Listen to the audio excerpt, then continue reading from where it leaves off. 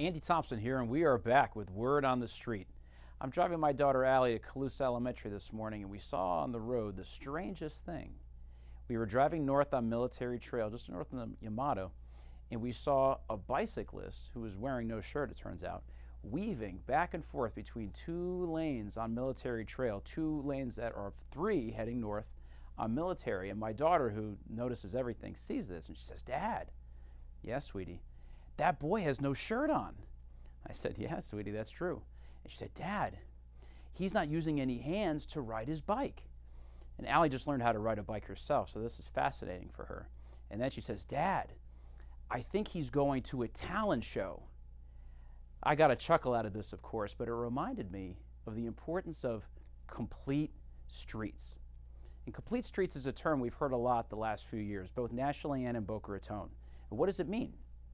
Complete streets is a transportation planning concept, which means that streets and sidewalks should be designed, operated, and maintained in a way to enable access, safe and convenient access, to all users, not just drivers like me this morning, but also to bicyclists, pedestrians, transit users, everybody. And there's been a big emphasis in the last few years on the importance of complete streets, because complete streets provide a more safe and walkable and pedestrian-friendly environment.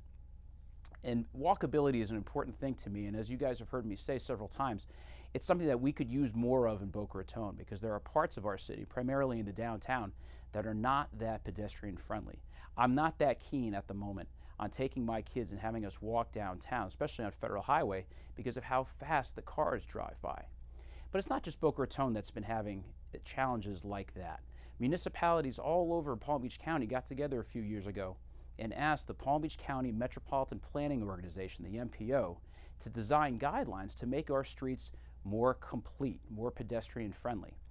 I happen to sit on the Citizens Advisory Committee of the MPO, and at a recent meeting we had a chance to review these new complete streets design guidelines that the MPO put together. Now, these guidelines are very, very detailed, and they have a whole host of ideas to make these streets better for bicyclists and pedestrians and everybody. But there's a nice overview that more or less encapsulates what it is that the Complete Streets Initiative is trying to accomplish. In recent history, roadway development has been automobile-centric, with pedestrians, bicyclists, and transit facilities being considered secondarily. An ideal complete street allows for safe and efficient movement of all transportation modes.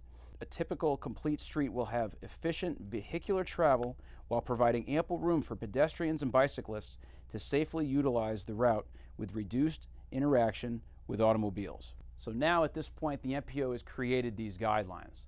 But what does that matter to us? Why should we in Boca Raton care about this? Well, the truth is we have several million reasons to care. Besides creating these guidelines, the MPO has said that it will be their mission to prioritize the funding of complete street initiatives here in Palm Beach County. And the MPO is the agency that funds transportation improvements throughout. So there are tens of millions of dollars available for the city of Boca Raton to implement these complete streets initiatives, particularly in our downtown. So it would be my recommendation to our city to adopt these guidelines, insist on their use, but more importantly, apply for funding from the MPO so that we can bring complete streets here to Boca Raton.